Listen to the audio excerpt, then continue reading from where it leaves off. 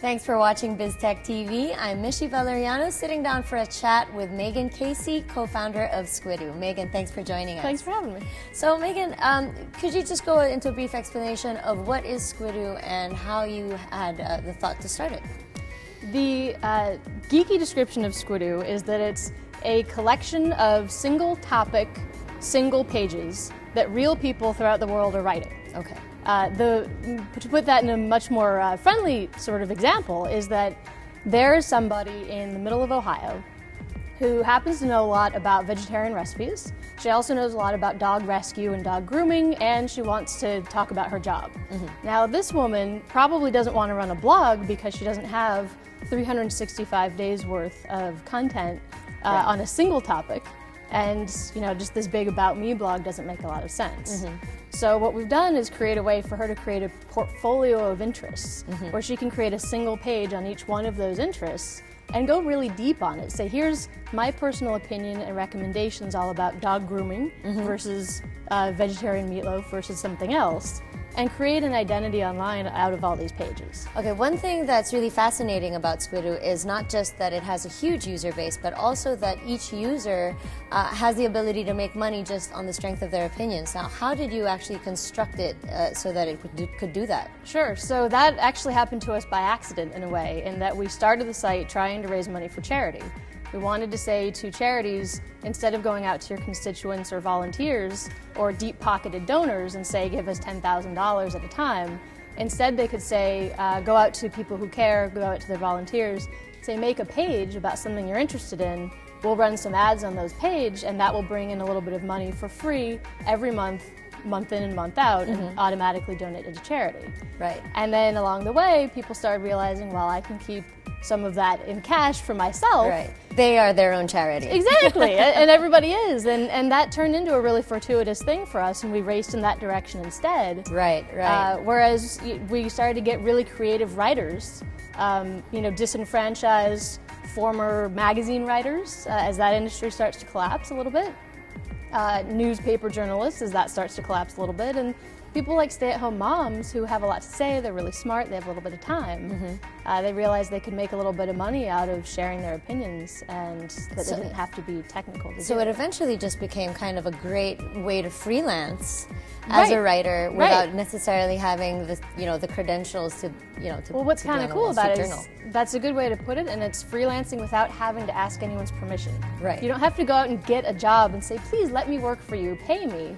It's however much you want to put in, however good your content is, however much you treat it like a job on your own is how well you'll do. So let's talk about user-generated content. Sure. I mean, I'm sure the landscape of this kind of content has changed since you began Squidoo. Where do you think it's going now in terms of a trend? So it's interesting. We started Squidoo in 2005, and at the time, as we were talking, it was either you'd have a very deep blog on a single topic, or you were a journalist, or you had the technical chops to run your own website. So with an open, free platform to make these single pages, we started to get people sitting down at their computers for hours at a time, writing really, really interesting recommendation, deep content on single topics. Obviously, as we've gone forward and mobile has come a lot more into play, and Twitter is around and Tumblr is around, the content is starting to thin out a little bit in terms of not a lot of people want to sit down for hours at a time and construct content. Right.